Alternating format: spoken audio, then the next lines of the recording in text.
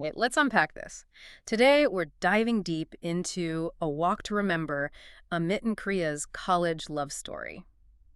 Now, on the surface, this might just seem like a sweet little anecdote, but our mission, your mission for this deep dive, is really to pull out those universal blueprints for genuine human connection that are, hidden in its simplicity. It isn't some complex research paper, but I think it's packed with really profound insights about what makes a relationship, as the source says, simple but full of heart. It really is. And so often, the lessons that stick with us, the ones about how we connect, they aren't in these huge dramatic sagas. They're often found in the quiet, consistent moments of everyday life. This story, I think, offers kind of masterclass in building something that lasts. Absolutely. So the source starts by painting this picture of Amit and Priya just as college friends, who almost without noticing became best friends. They did all the typical college things, right? Study sessions, grabbing lunch, laughing at silly inside jokes. Standard stuff, yeah. But there's this really telling detail in there. Amit, he loved photography, and he would, secretly take pictures of Priya when she was smiling. It wasn't about posing or anything, just capturing her genuine joy. That's fascinating, isn't it? Right. Because it speaks to a foundation that goes way beyond just, doing things together. Amidst quiet observation, taking those photos, it shows this groundwork for love isn't just about being present. It's about truly seeing the other person, appreciating who they are intrinsically. That's a deeply intimate thing, isn't it? Yeah. Non-performative, building that safety and appreciation long before anything explicitly romantic is even considered.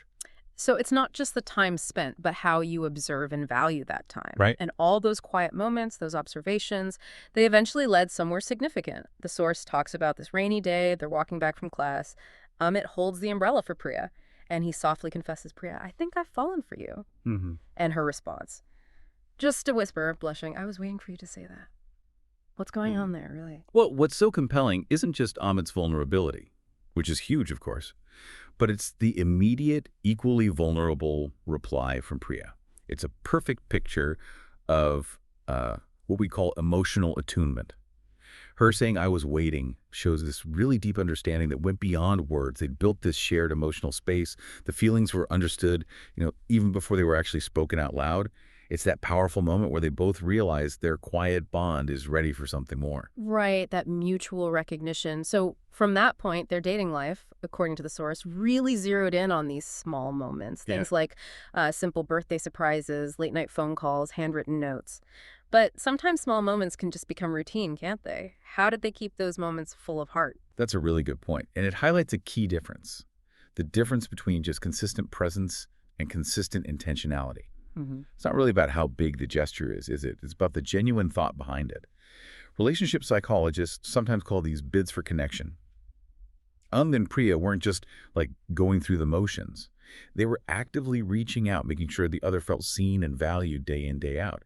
And crucially, the source notes that even when they argued, because all couples do, they always found their way back to that core connection. That shows resilience. And that's often more impactful than, some grand romantic gesture. Resilience, yeah, that's key.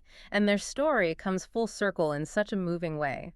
Years later, Amit proposes. And where does he do it? Not somewhere flashy or exotic. He takes her right back to the same college garden where they first properly met. And Priya, naturally, says yes, crying happy tears.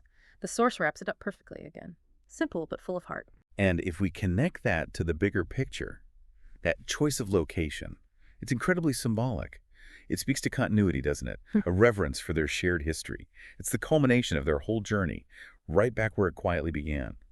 It really reinforces that lasting love often involves revisiting and honoring those foundations, reminding themselves of that pure, simple core, rather than always needing, external validation or flashy new things. So, thinking about this, what does it all mean for you listening right now? This deep dive into Amit and Priya's story, it really just highlights how these profound lessons about connection can be found in narratives that seem, well, simple.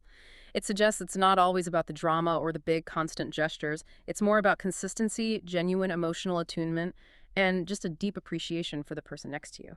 It's exactly. The real value here, I think, is in understanding these truths and maybe seeing how they apply in your own life. Building relationships on real friendship and observation first, appreciating and celebrating those consistent, intentional small moments, and recognizing that the most enduring power often lies in those genuine, heartfelt connections, the ones that grow quietly through shared history and understanding. Right. So as you go about your day today, maybe consider this. What simple but full of heart stories might be unfolding around you, maybe even in your own life? And what profound universal truths about connection might they reveal if you just take a moment to truly see them?